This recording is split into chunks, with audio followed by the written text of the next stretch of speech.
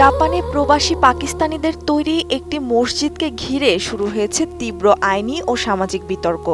দেশটির কাওয়াগোয়ে শহরে বসবাসকারী কিছু পাকিস্তানি নাগরিক সম্প্রতি একটি মসজিদ নির্মাণ করেন, যা নিয়ে এখন তৈরি হয়েছে ভাঙার উপক্রম। স্থানীয় পৌর প্রশাসনিক কেন্দ্র তথা সিটি হলের পক্ষ থেকে জানানো হয়েছে, নগর উন্নয়ন নিয়ন্ত্রণ এলাকার অধীনে নির্দিষ্ট অনুমতি না নিয়েই সম্পূর্ণ অবৈধভাবে এই মসজিদটি নির্মাণ করা হয়েছে, যার ফলে জাপানি আইন অনুযায়ী ভবনটিকে এখন অবৈধ স্থাপনা হিসেবে বিবেচনা করছে প্রশাসন।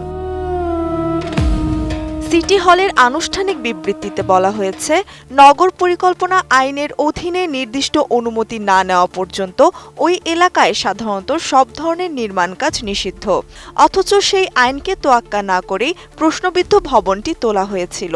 বিতর্ক আরও উস্কে গিয়েছে, কারণ চলতি ২০২৬ সালের ৩ এপ্রিল জাপানে নিযুক্ত পাকিস্তানের রাষ্ট্রদূত আব্দুল হামিদের উপস্থিতিতে বেশ জমকালো আয়োজনেই এই মসজিদের উদ্বোধন করা হয়েছিল। তবে অবৈধ নির্মাণের বিষয়টি প্রকাশ্যে আসতেই তীব্র ক্ষোভ তৈরি হয়েছে জাপানি নাগরিকদের মনে, এবং সংশ্লিষ্ট পক্ষগুলো ইতিমধ্যেই মসজিদটি ভেঙে ফেলার জন্য প্রশাসনের কাছে আনুষ্ঠানিক আবেদন জানিয়েছে। উন্নত মানের কাঁচামাল, আরআইএল অ্যাঙ্গেল এন্ড চ্যানেল। এখন কাঠের দিন শেষ, আরআইএল এর বাংলাদেশ।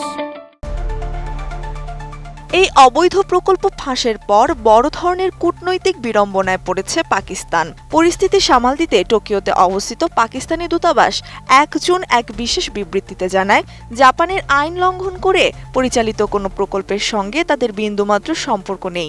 তারা রাষ্ট্রদূত আব্দুল হামিদের উদ্বোধনী অনুষ্ঠানে অংশ নেওয়ার ব্যাখ্যা দিয়ে বলে, রাষ্ট্রদূতকে সম্পূর্ণ ভুল তথ্য দেওয়া হয়েছিল।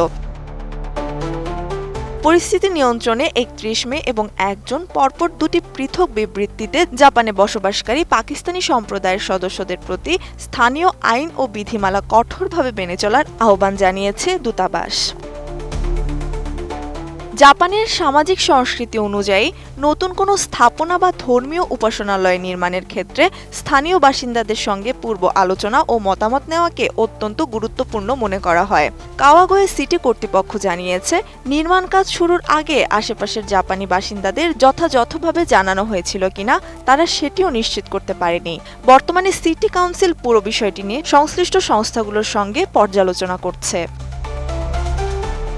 ত্রিবেণী তনু, ATN নিউজ।